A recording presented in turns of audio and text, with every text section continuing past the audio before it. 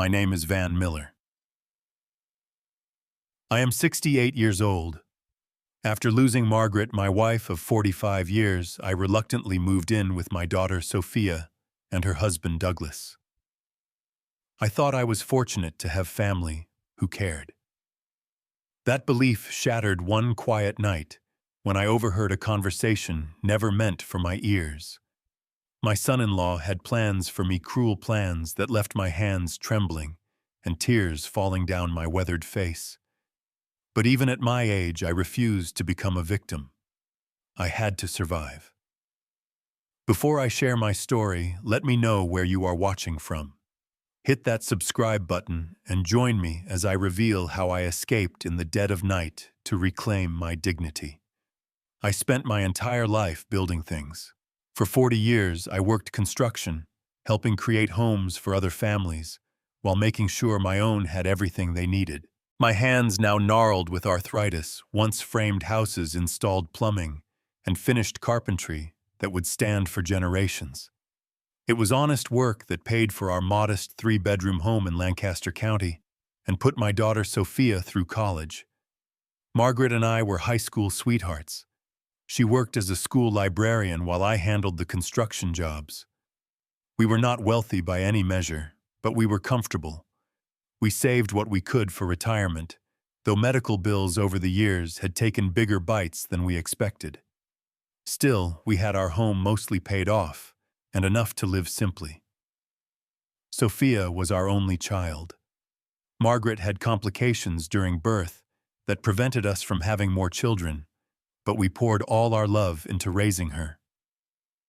I taught her to fish at the local creek, built her a treehouse in our backyard oak, and drove her to countless dance recitals and soccer games.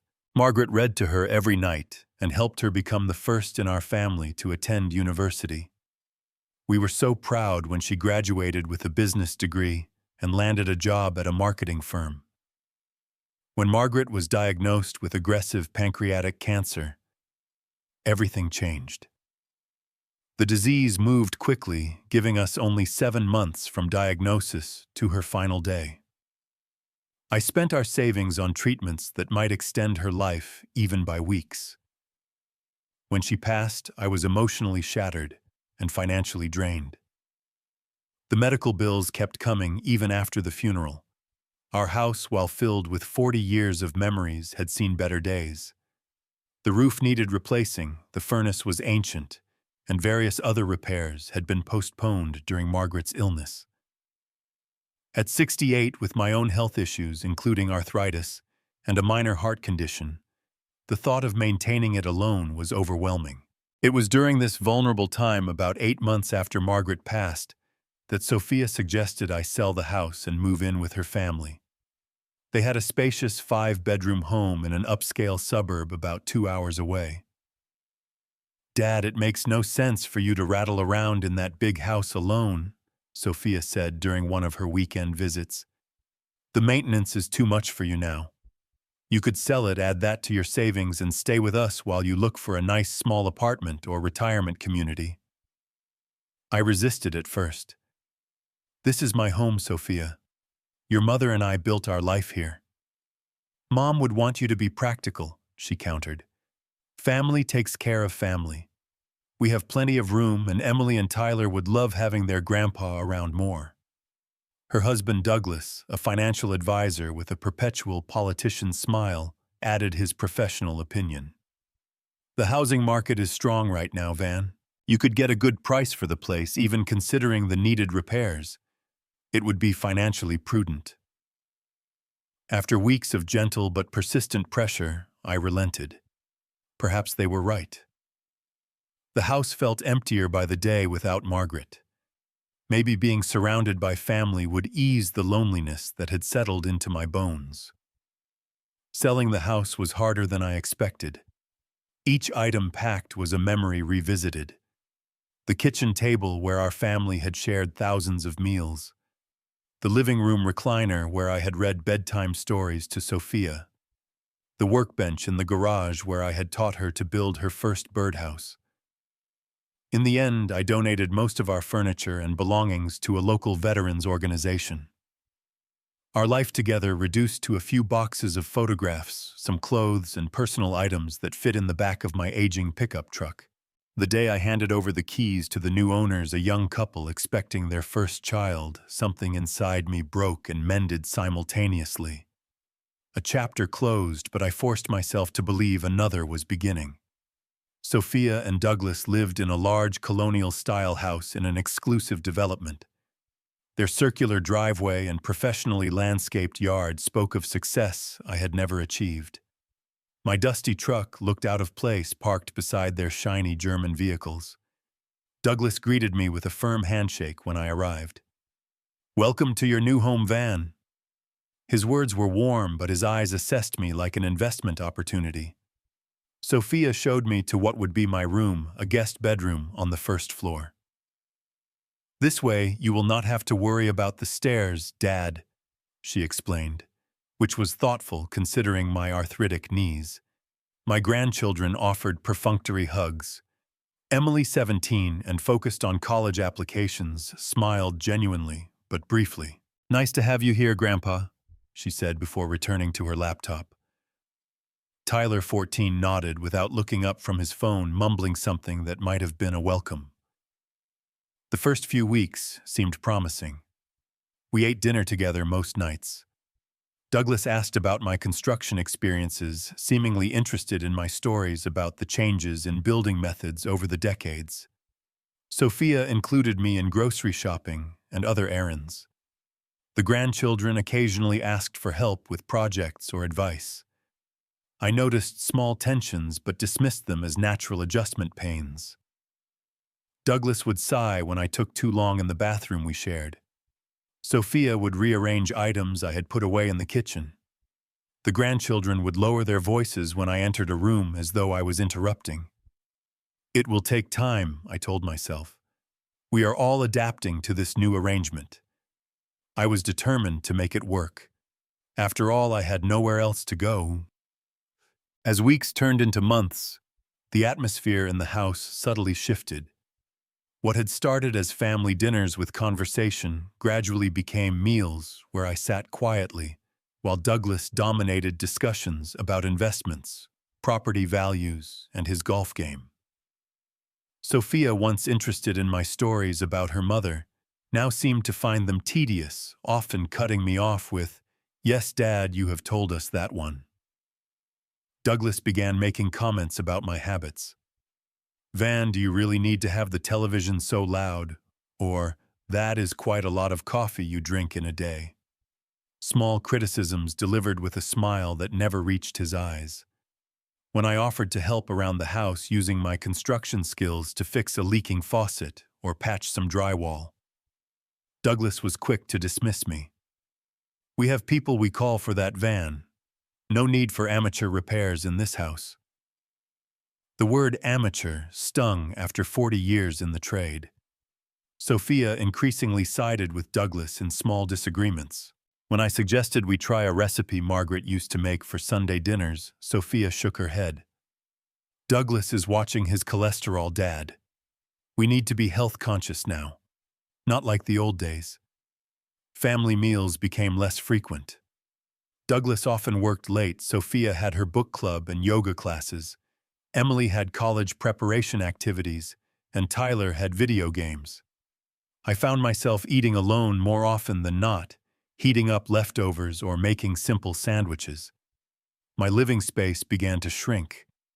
Items from my old home that had initially been placed in the guest room started migrating to the basement. "We need to make space for Douglas's mother when she visits next month," Sophia explained as she moved my photo albums to a storage shelf. But after Douglas's mother left, my things remained banished below. The grandchildren, initially curious about their grandfather now living with them, grew increasingly distant. Emily was consumed with college applications and spent most evenings at study groups or sports practices. When home, she retreated to her room with the door closed. Tyler existed in a digital world, headphones permanently attached to his ears, responding to questions with grunts or single words. In an effort to feel useful and earn my keep, I started taking on more household chores.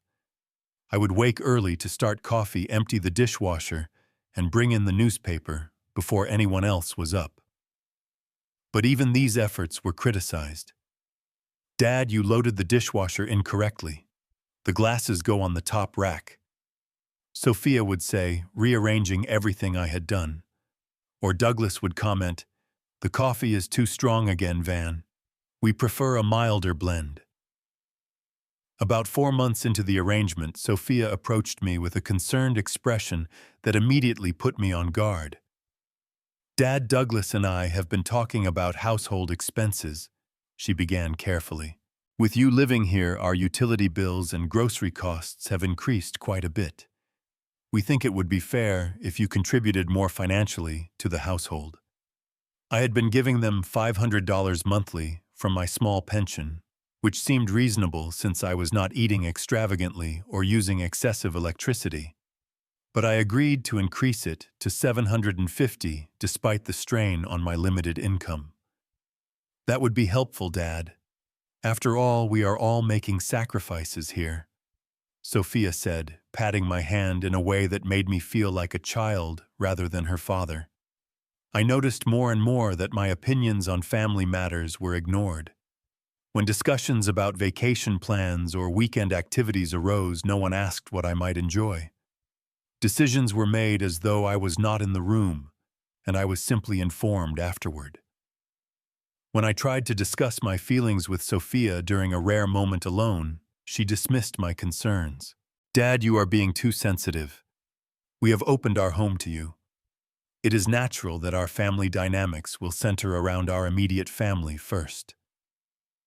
The words "our home" and "our immediate family" drew a clear line between us that had never existed before. I was no longer part of her immediate family. I was an outsider, a guest who had overstayed his welcome. Each night, I would lie in the guest bed that never felt like mine, staring at the ceiling and missing Margaret fiercely. "What would you advise, my love?" I would whisper into the darkness. But no answer came, and I felt increasingly alone despite being surrounded by family. 6 months after moving in, the atmosphere in the house had changed from subtly unwelcoming to openly hostile, particularly from Douglas. His charming facade dropped when Sophia was not present, revealing a man who viewed me as an unwanted burden rather than family. One evening, I overheard Douglas and Sophia talking in the kitchen when they thought I was napping in my room. "How long is your father going to be here, Sophia?" Douglas asked, irritation clear in his tone. "You said this was temporary, but he has not made any effort to find his own place." "He is still adjusting, Douglas. It has only been 6 months since he lost his home," Sophia replied, though her defense lacked conviction. "We have lost our privacy, our routine. He is always there watching, judging. Did you see how he looked at me when I disciplined Tyler yesterday? Dad is old school. He was raised differently. This is our house, Sophia. I work 60 hours a week to provide this lifestyle. I did not sign up to run a retirement home." Their voices lowered, and I slipped back to my room, heart heavy with the confirmation of what I had suspected. I was an unwanted guest in their eyes, an obligation rather than a beloved father and grandfather. My health issues, manageable but chronic, became sources of tension. When my arthritis flared up and limited my mobility, Douglas would make comments about the smell of Ben Gay wafting through the house. My heart condition required regular medication that I lined up in the shared bathroom, only to find them moved to a drawer to keep the counter uncluttered. Family outings increasingly happened without me. I would come out of my room to find the house empty, a hastily scribbled note saying they had gone to a movie or restaurant. "We did not want to disturb you," was the common excuse, though I had given no indication I was indisposed. When they did include me, it felt like an obligation rather than a desire for my company. At a neighborhood barbecue, Douglas introduced me to his colleagues with, "This is Sophia's father. He is staying with us for a while." The temporary nature of my presence emphasized for all to hear. My privacy shrank along with my importance in the household. When Douglas and Sophia entertained friends or business associates, I was asked to remain in my room. "These are important clients, Dad. They are here to discuss business, not family matters," Sophia explained. Trying to find ways to contribute, I offered to cook dinner one night a week using recipes Margaret and I had perfected over decades. "That is not necessary," Douglas said firmly. "Sophia has a specific meal plan she follows, and we have a housekeeper who prepares things the way we like them." A bathroom schedule appeared on the door one morning, with my allotted times clearly marked, none of which coincided with the prime morning or evening hours. "Just to ensure everyone gets their fair time," Douglas explained with a thin smile. My possessions began to disappear or be relocated without my knowledge. A box of fishing tackle I had brought from home vanished from the garage shelf where I had placed it. "Must have been thrown out accidentally during the spring cleaning," Douglas said with unconvincing regret. One afternoon, I discovered Douglas had opened a letter from my pension administrator before giving it to me. When confronted, he shrugged it off. It looked important. I wanted to make sure it was not something that needed immediate attention. The most painful development was the changing attitude of my grandchildren. After what I assumed were private conversations with their parents, both Emily and Tyler began treating me differently. Emily, once warm if distracted, now seemed uncomfortable in my presence, answering questions with minimal responses before finding reasons to leave the room. Tyler stopped acknowledging me altogether, as though I had become invisible. In early winter, I fell ill with pneumonia, spending 3 days in bed with a high fever and racking cough.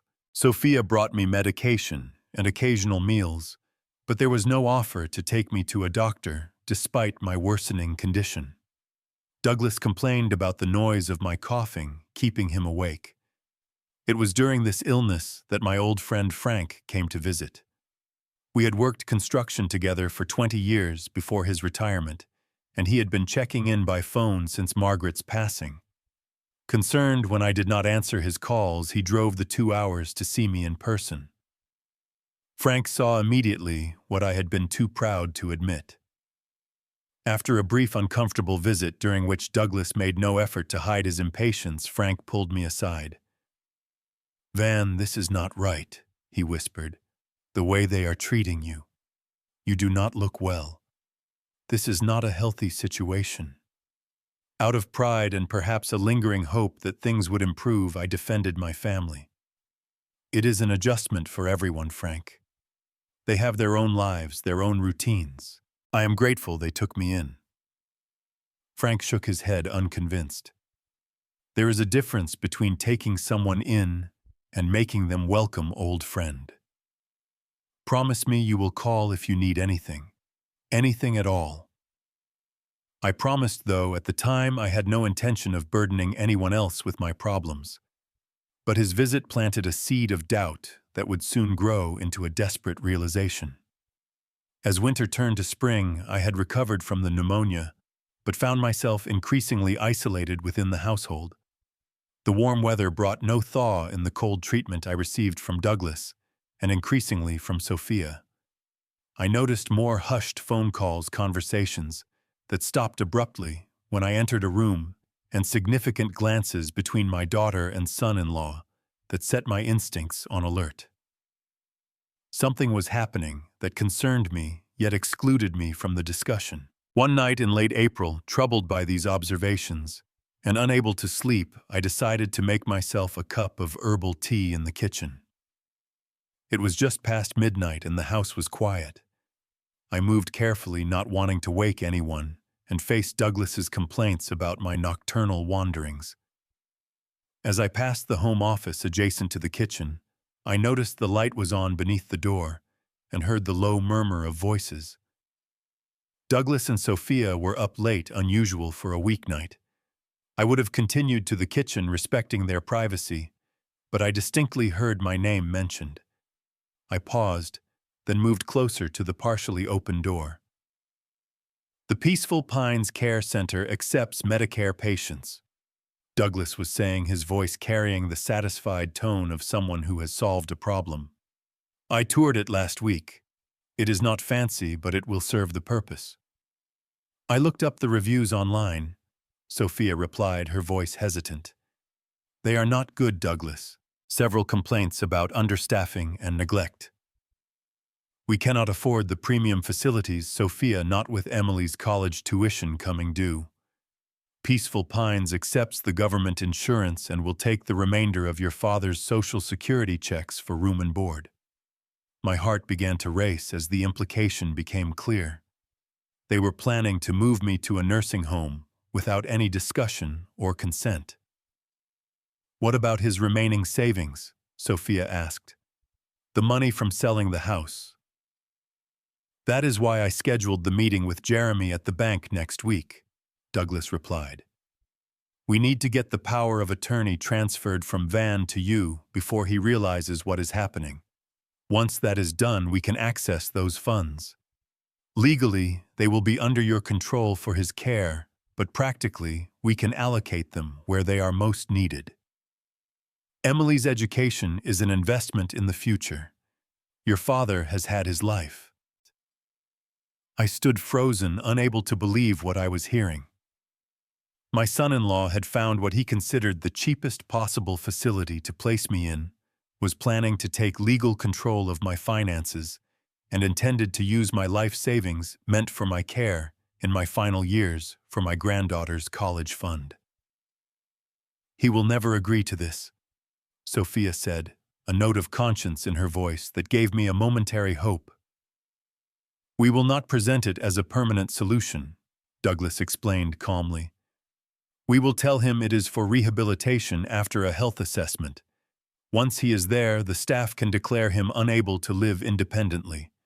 With your power of attorney, his agreement becomes unnecessary. What about his things, the items in the basement, his clothes, his photographs? We will need to clear out the guest room for Douglas Jr. and his wife when they visit next month. We can donate most of it. Keep a few sentimental items if you want. But honestly, Sophia, it is mostly outdated junk. Douglas Jr. was Douglas's brother, whom I had met only once at a holiday gathering. They were planning to erase all evidence of my existence in the house to remove me completely from the family narrative. I just feel guilty, Sophia admitted. He is my father. He sacrificed so much for me growing up. And now you have your own family to consider, Douglas said firmly. Besides, his health is declining. The heart condition, the arthritis, the recent pneumonia. The doctor said his cognitive abilities might start slipping soon too. Honestly, this is better for everyone if we handle it sooner rather than later. I felt physically ill hearing Douglas speak so callously about my health, as though my declining years were an inconvenience best managed by warehousing me in a substandard facility while they benefited from the fruits of my lifetime of labor. When do we do this? Sophia asked, resignation in her voice that told me she had surrendered whatever moral qualms she might have had. I have scheduled a doctor's appointment for him on Friday. We will tell him it is for a routine checkup. Afterward, we will drive directly to Peaceful Pines for what we will call a temporary stay during medication adjustment. By the time he realizes it is permanent, the legal paperwork will be complete. Friday. 3 days from now. They were planning to essentially kidnap me and abandon me in a care facility with a reputation for neglect, all while stealing my remaining assets. I nearly burst through the door, then to confront them, to rage at the betrayal by my own daughter, to denounce the cold calculations of my son-in-law. But some survival instinct held me back. If I confronted them now, they would simply accelerate their plan. I needed time to think, to plan my own response. Moving as quietly as I had approached, I retreated to my room, closed the door, and sat on the edge of the bed. My hands trembled uncontrollably. Tears spilled down my cheeks, part grief, part fury, part terror. The people I had trusted most in the world, my own flesh and blood, had just revealed themselves as callous strangers who saw me as nothing more than a burden to be discarded and an asset to be drained. As the shock began to subside, one thought crystallized with perfect clarity. I would not let them do this to me.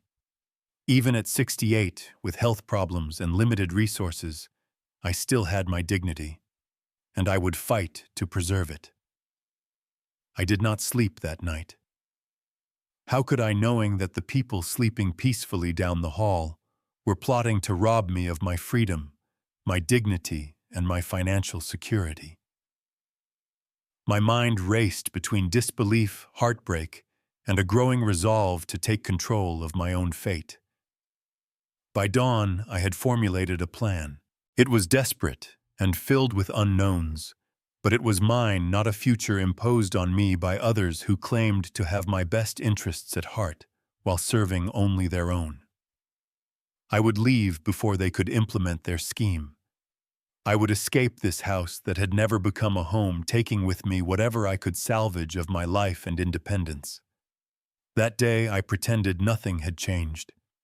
I smiled weakly at breakfast, complained mildly about my arthritis as expected, and generally played the role of the declining elderly father they believed me to be. All the while I was mentally cataloging what I would need to take what could be left behind and how I would execute my departure. When the house was empty that afternoon, Douglas at work, Sophia at her yoga class, and the grandchildren at school, I carefully packed a single suitcase with essential clothing. Into a separate bag went my important documents, birth certificate, social security card, Medicare information, bank statements, and the small stack of family photographs I could not bear to leave behind. I located the emergency cash I kept hidden in an old work boot, about $800, that Douglas had never discovered in his inventory of my possessions.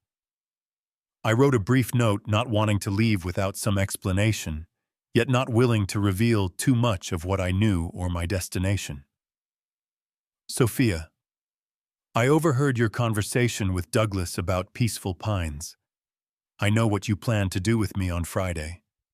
After all I have sacrificed for you, this betrayal is beyond what I can forgive right now. Do not look for me. I will contact you when I am ready. Your father. I placed the note on the guest room bed, where it would not be found until evening, giving me a head start. The most difficult moment came unexpectedly as I stood in the doorway of Emily's room. Despite the distance that had grown between us, she was still my granddaughter, the little girl who had once called me her adventure buddy when we explored the creek behind my old house.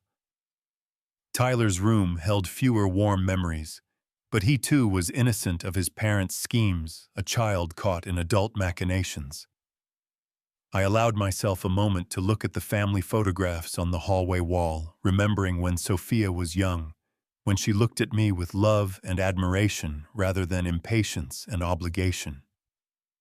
I waited until 2 a.m. to leave when the house was silent with sleep.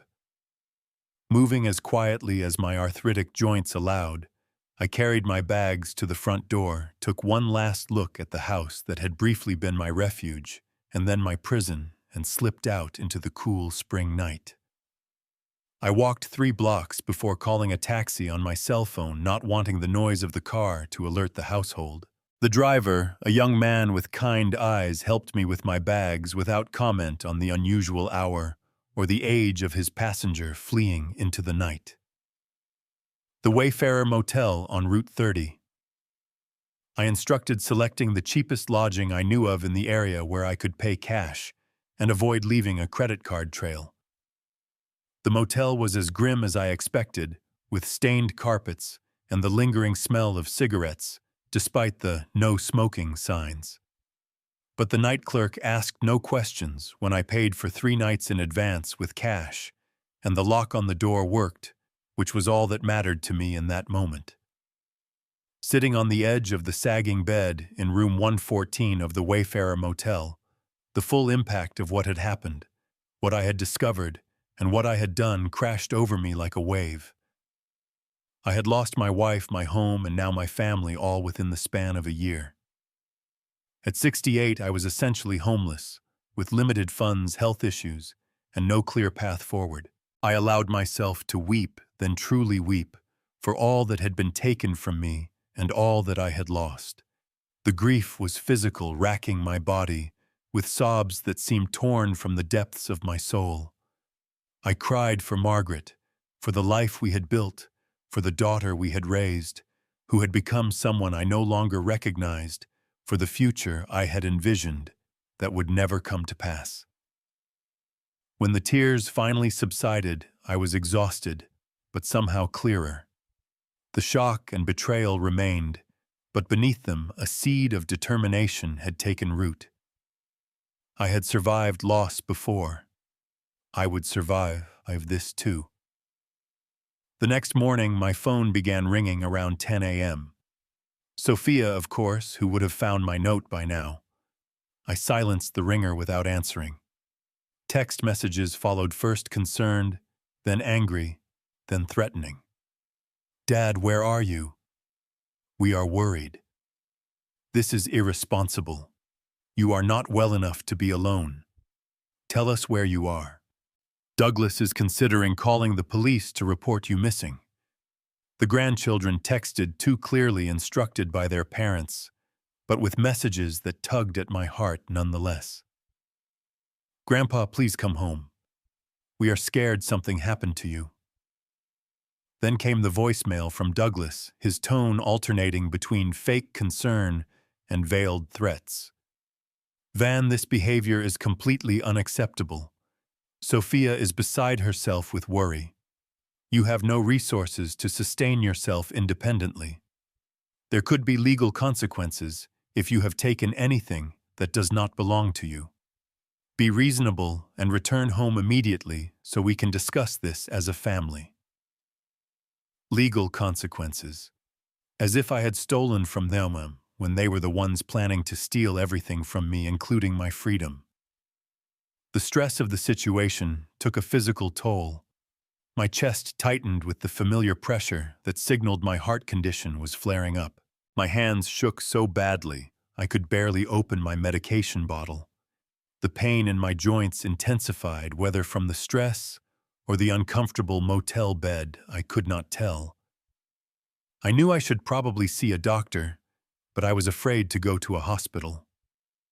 What if they contacted Sophia as my next of kin? What if Douglas used my condition to expedite his plan to have me declared incompetent? I took my medications and tried to rest, hoping the symptoms would subside. On the second day, I called Frank. I had hesitated, not wanting to burden him with my problems, but I needed an ally, someone who would believe me, and not think I was simply a confused old man having a paranoid episode, which is undoubtedly how Douglas would paint the situation. "Van, where are you, buddy? Sophia called here yesterday looking for you. She sounded frantic," Frank said when he answered. "I left Frank. I had to," I said, my voice breaking. "I overheard them planning to put me in a nursing home, take control of my money. They were going to do it tomorrow." There was a pause, then Frank said, "Where are you now? Are you safe?" I told him about the motel, my limited funds, my health concerns. Without hesitation, he offered his home as a temporary refuge. "My spare room is not fancy, but it is yours for as long as you need it. Janet and I would welcome the company. Let me come get you, Van. You should not be alone right now." The relief of having somewhere to go, someone who believed me, was overwhelming. Frank picked me up that afternoon, helped me load my meager belongings into his car, and drove me to his modest ranch-style home 30 miles away.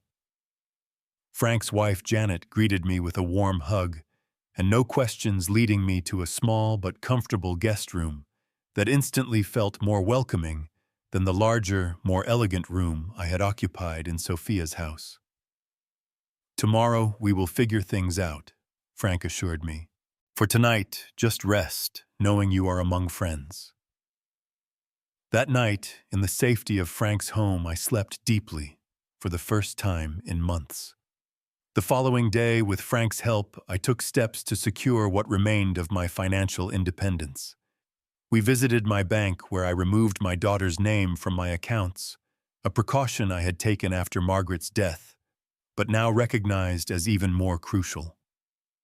I contacted the Social Security Administration to ensure my benefits would be redirected. I called my pension administrator to verify that no changes could be made without my explicit consent. Throughout these errands, my phone continued to buzz with messages from Sophia, which I continued to ignore. I was not ready to speak with her, not ready to hear justifications for a betrayal so profound it had shattered my understanding of our relationship. On the fourth day after my escape, Sophia tracked me to Frank's house. I never discovered how she found me, whether through mutual acquaintances or simply by process of elimination. She arrived unannounced, her expression a mix of anger and practiced concern when Janet opened the door. "Dad," she said when I came into the living room, "what are you doing?" "We have been worried sick." I looked at my daughter, really looked at her, seeing not the child I had raised, but the adult she had become, someone willing to discard a parent for convenience and financial gain. The pain of that recognition was sharp, but I remained calm. "I know everything, Sophia. I heard you and Douglas discussing Peaceful Pines, the power of attorney, your plans for Friday. I heard it all." Her face paled, then flushed with embarrassment or anger, I could not tell which. "You do not understand. We were exploring options for your care. You need more help than we can provide at home." "Do not lie to me," I said quietly. "I heard Douglas talk about using my savings for Emily's tuition. I heard him say you would tell me it was temporary when you planned to make it permanent. I heard him dismiss my possessions as junk to be discarded." Sophia's eyes filled with tears, but I had seen enough of her interactions with Douglas to recognize when she was performing emotion rather than feeling it genuinely.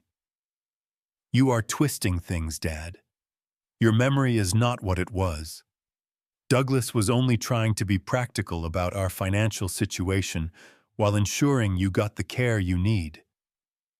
"My memory is fine," I replied. "And even if it was not, I deserve better than to be lied to, manipulated, and discarded by my own daughter." She switched tactics, moving from denial to justification. "Do you have any idea how difficult it has been having you in our home? How much it has disrupted our lives? Douglas worked so hard to provide for us, and your presence has been a constant source of tension. Then you should have been honest from the beginning. You should have said you did not want me there. Helped me find an alternative I could afford, with my own resources, treated me with the dignity I deserve as your father and as a human being. Instead, you and Douglas plotted behind my back to rob me of my autonomy and my assets."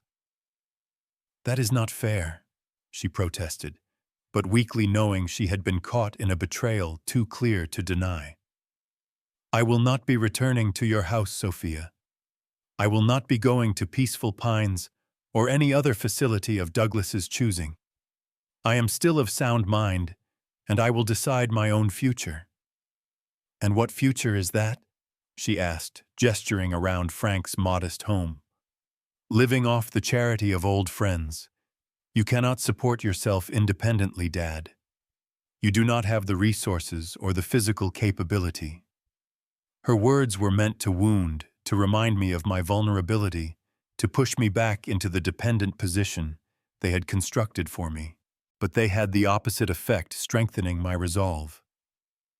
"My future is my own to determine," I said firmly. "When I am ready to have you in my life again, I will contact you. Until then, I ask that you respect my decision and my privacy."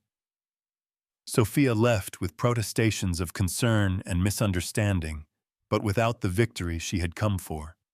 She did not get me to return to her house where Douglas waited to implement their original plan.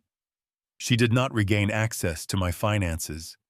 She did not break my newfound determination to chart my own course. As I watched her drive away, I felt a complex mixture of emotions, grief for the relationship we had once had, anger at her betrayal, but also, surprisingly, a sense of liberation. For the first time since Margaret's death, I was making my own choices rather than being carried along by the currents of others' decisions. It was terrifying, but it was also empowering. I had no illusions about the difficulties ahead, but I had something I had lost in Sophia's house, my dignity. And I would build on that foundation one day at a time. With Frank and Janet's generous support, I began rebuilding my life piece by piece. Their spare room became my temporary home base as I explored options for more permanent housing within my limited budget. Their kindness was offered freely, without the constant reminders of burden or obligation that had characterized my stay with Sophia and Douglas. "Stay as long as you need," Frank insisted when I expressed concern about imposing. "Janet and I rattle around this place since the kids moved out. Having you here gives us someone to cook for and talk to. You are doing us a favor." I knew better than to take their generosity for granted, but their genuine welcome provided the stable foundation I needed to begin planning my next steps. My first priority was connecting with resources for seniors in the area. At the local community center, I discovered a network of services I had never known existed. A social worker named Hannah took particular interest in my situation, helping me navigate the complexities of senior benefits, housing options, and community support systems. "Your situation is more common than you might think, Mr. Miller," Hannah told me during our first meeting. "Family caregiving arrangements often break down, and seniors find themselves needing to reestablish independence. The good news is that there are resources to help." Through Hannah, I learned about affordable senior housing developments, meal programs, transportation services, and legal aid for older adults. She helped me apply for additional benefits I qualified for, but had never claimed, supplementing my modest pension and Social Security income. Hannah also connected me with a support group for seniors experiencing family estrangement, a term I had never applied to myself, but which accurately described my new reality. Sitting in a circle with other older adults who had been discarded, dismissed, or abused by the very family members who should have cherished them was both heartbreaking and healing. My son moved me across the country away from my friends and community, then grew tired of having me around. Shared Marion, an 82-year-old former school teacher. When I objected to being treated like a burden, he suggested I was becoming demented.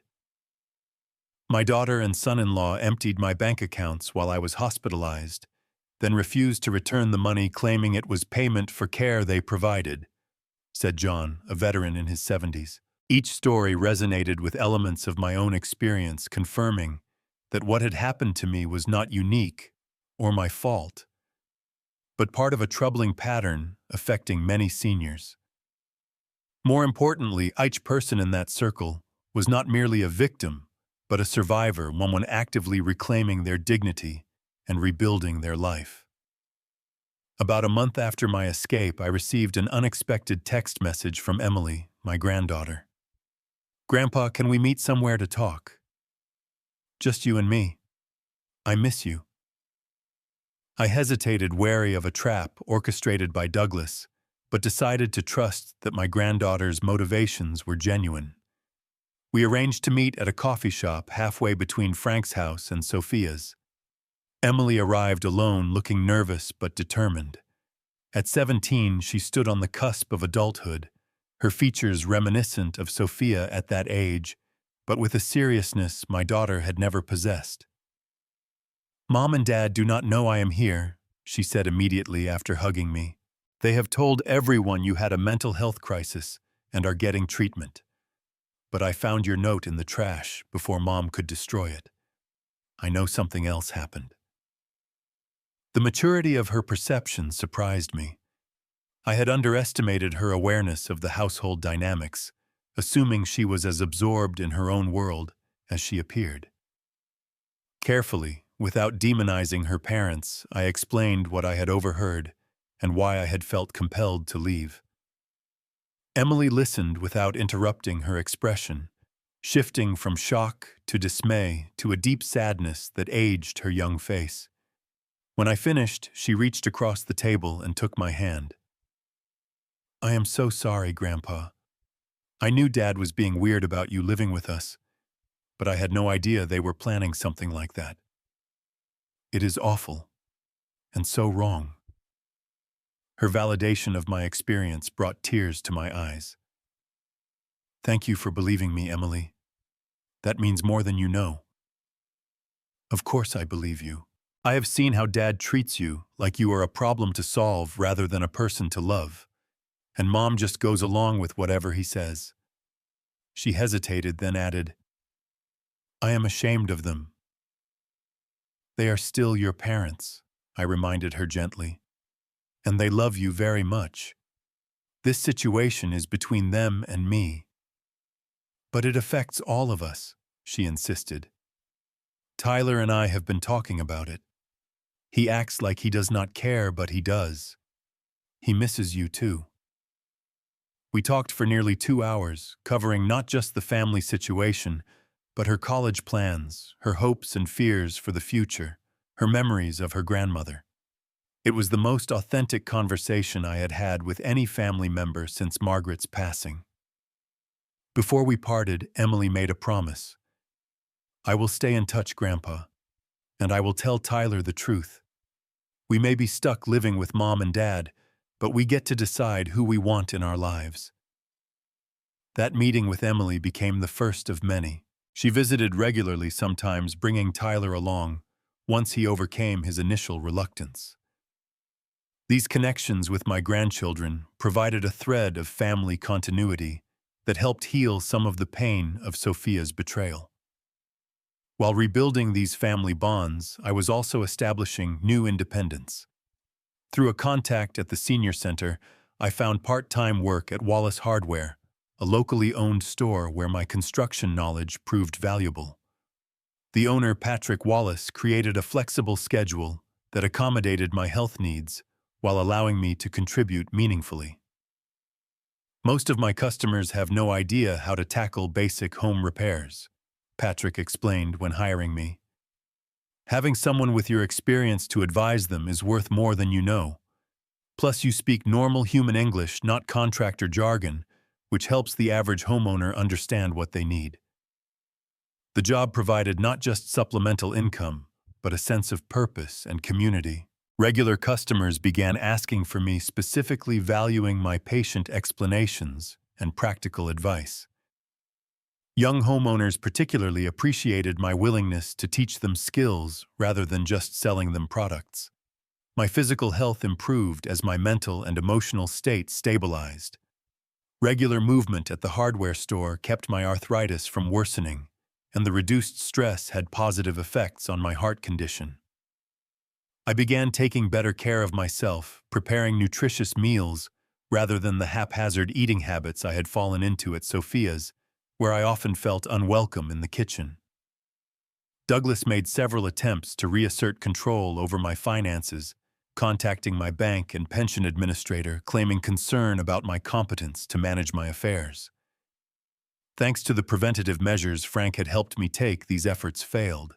After receiving a firmly worded letter from a legal aid attorney Hannah had connected me with, Douglas finally ceased his attempts. 6 months after my midnight escape, I moved into a small one-bedroom apartment in a senior living community.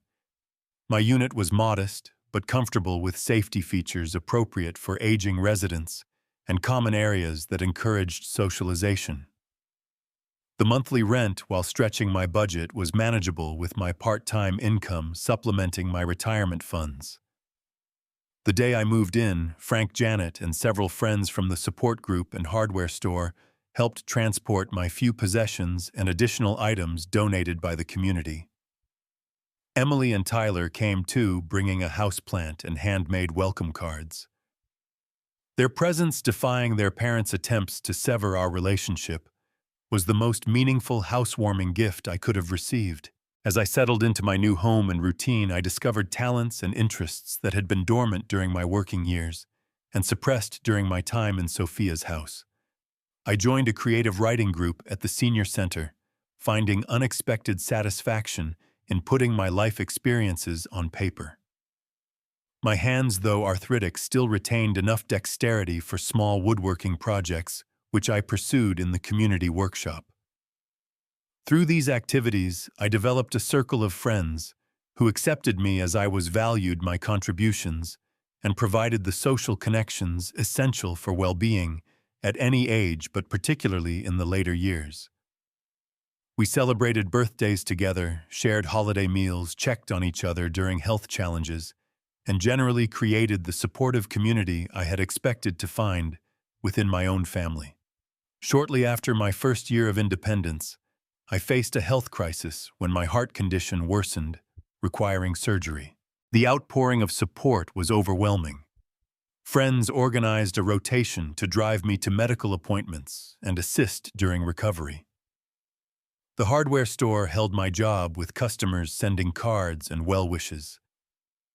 Emily visited daily during my hospital stay, sometimes bringing Tyler, who had overcome his adolescent awkwardness, to become a supportive presence in his own quiet way. Notably absent was Sophia.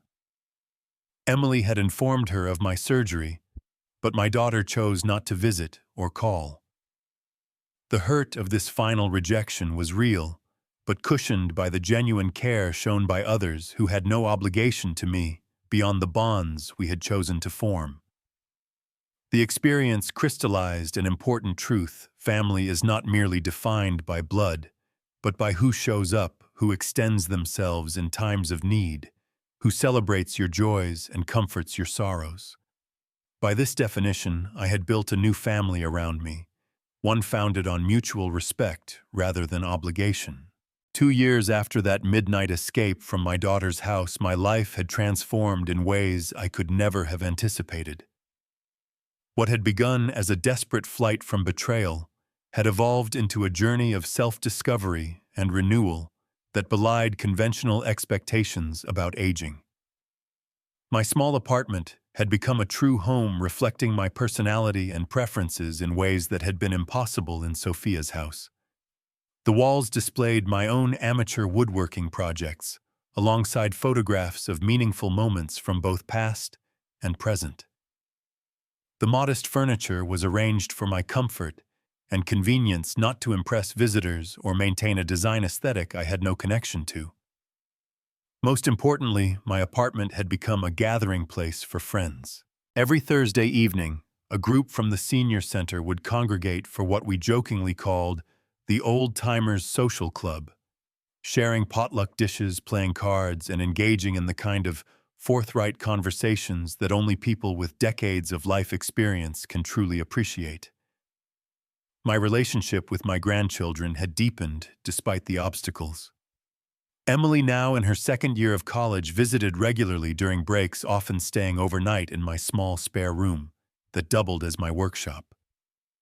She had chosen a state university that offered excellent scholarships rather than the prestigious private college Douglas had selected, a decision that caused significant tension in their household, but which she defended as financially responsible.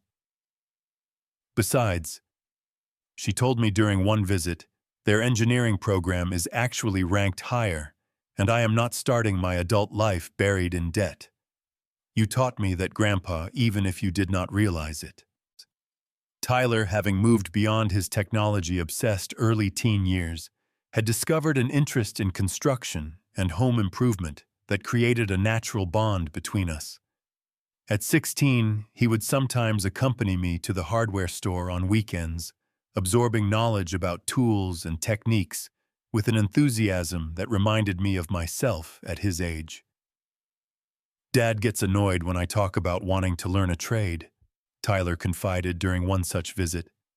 He says I am meant for business school and an office job, but I like making things with my hands, seeing a project come together. I was careful never to criticize Sophia or Douglas directly to their children, believing that such behavior would only create additional conflict and potentially damage my grandchildren's sense of security. Instead, I focused on supporting Emily and Tyler's developing identities and choices, offering guidance when asked, but respecting their autonomy. My health had stabilized following the surgery, with regular checkups and a commitment to appropriate exercise and nutrition, maintaining my well-being. While I still contended with the limitations of arthritis and the careful management of my heart condition, I had learned to adapt rather than surrender to these challenges. The part-time position at Wallace Hardware had evolved into a role as the store's resident expert, with Patrick creating special workshop events where I taught basic home repair skills to community members. These sessions became unexpectedly popular, particularly among young homeowners and single women eager to develop self-reliance in maintaining their properties. "You have a gift for teaching, Van," Patrick observed after a particularly successful workshop on basic plumbing repairs. "You make people believe they can do things they thought were beyond them." This comment led to an unexpected new direction in my life. With encouragement from the writing group, I began documenting my lifetime of construction knowledge in a series of articles for the local newspaper. The Senior Handyman column quickly gained a following, with readers appreciating the clear jargon, free instructions, and the wisdom accumulated over decades in the trade. The column caught the attention of a regional publisher specializing in practical guides, resulting in a contract for a book aimed at first-time homeowners. At 70, I found myself becoming an author, a development that would have astonished my younger self. Throughout this period of growth and new beginnings, my relationship with Sophia remained fractured. After several failed attempts to regain control over my life and finances, she had shifted to sporadic texts on holidays and birthdays, performative gestures that acknowledged my existence without engaging with the reality of what had happened between us. Douglas had ceased all contact, apparently considering me a lost cause, or perhaps embarrassed by the exposure of his plans. Through Emily, I learned that he rarely mentioned me, and when forced to do so by circumstances referred to me as your grandfather, rather than by name, as though trying to distance himself from any connection.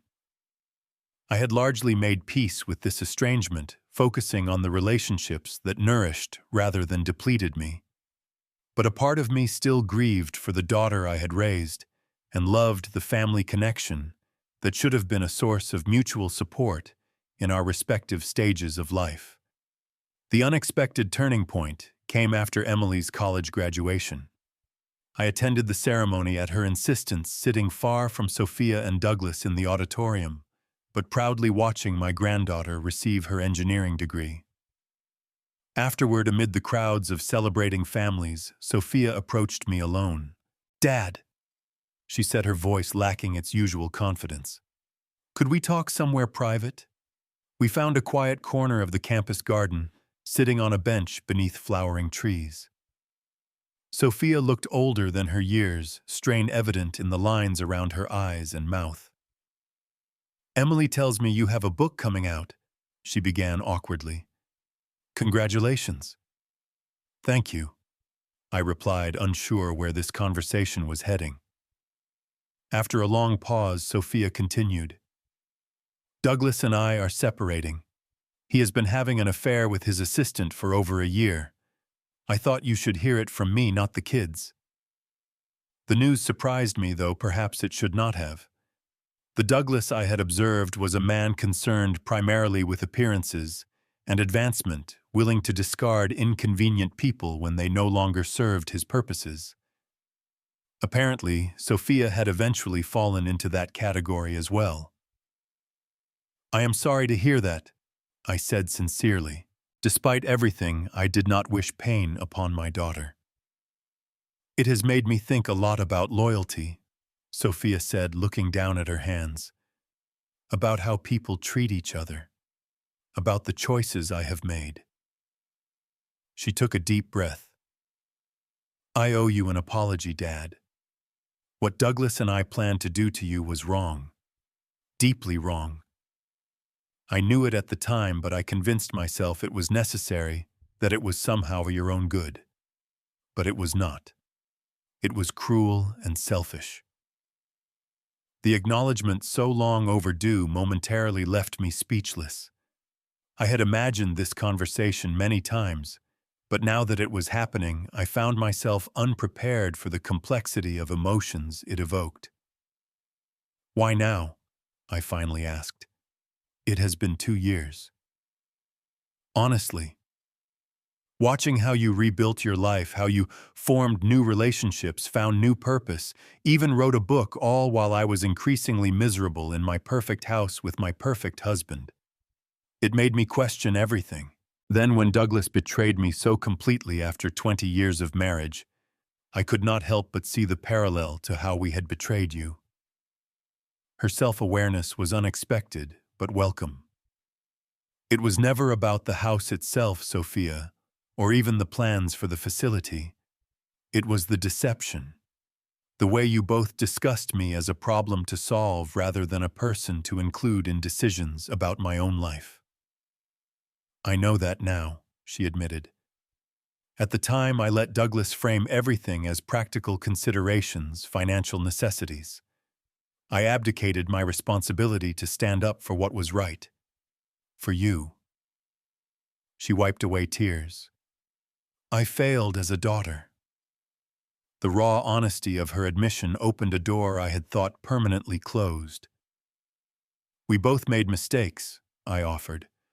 "I should have recognized sooner that the living arrangement was not working, should have been more proactive about finding alternatives before resentments built up." "No," Sophia said firmly. "Do not take that on yourself. You were grieving Mom, adjusting to major life changes. We should have supported you, not plotted against you." She looked directly at me. "I do not expect forgiveness, Dad. I just wanted you to know that I understand now what I did, and I am truly sorry." "Forgiveness is a process, not an event," I told her, drawing on wisdom gained in the support group. "But I would like to try to rebuild some kind of relationship, if you are willing. We have both changed over these 2 years."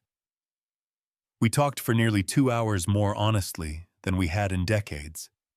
Sophia shared her fears about starting over at 50, her regrets about prioritizing Douglas's ambitions over her own interests and values, her admiration for how her children had maintained their relationship with me despite the family fracture. I told her about my new friends, my writing, my workshops, the fulfillment I had found in sharing knowledge accumulated over a lifetime. We discovered common ground in unexpected places, including a shared appreciation for the quiet joys of simple living that had been overlooked in the materialistic environment Douglas created. As we parted, Sophia asked hesitantly, "Would it be all right if I called you sometime? Maybe we could have coffee occasionally." "I would like that," I said, meaning it. Small steps. Our reconciliation developed gradually over the following months, with careful conversations and mindful boundaries. Sophia made efforts to understand the life I had built without trying to insert herself at its center.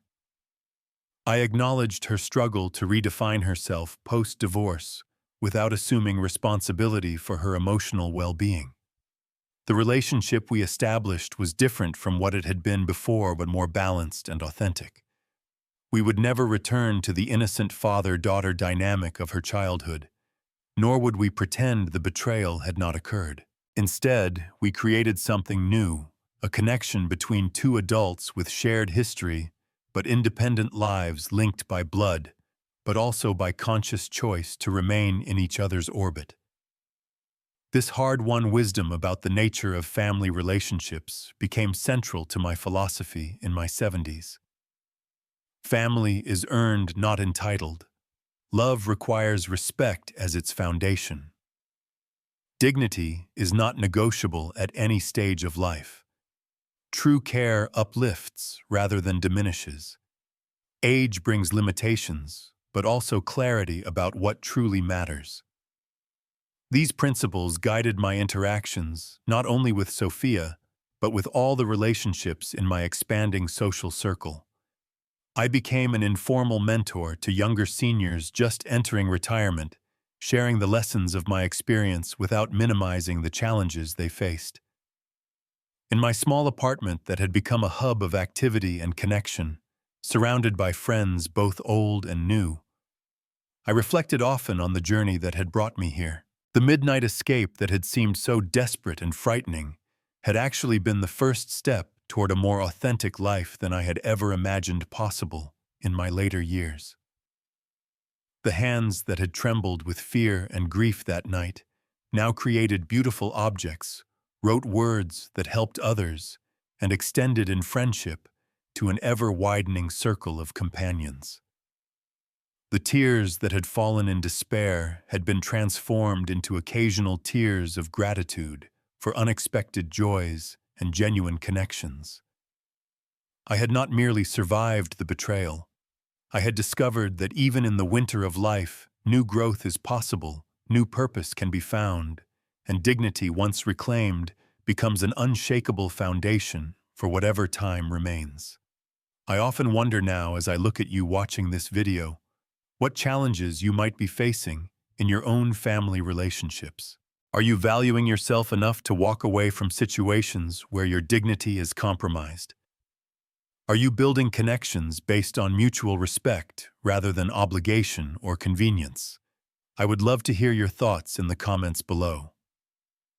If my story resonated with you, please give it a thumbs up and consider subscribing to this channel for more reflections on life's difficult journeys and the healing that follows betrayal.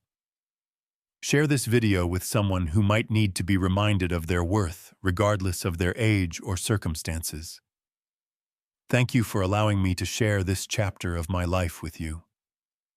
Remember, it is never too late to choose yourself, to rebuild, to discover new purpose. I am living proof of that truth.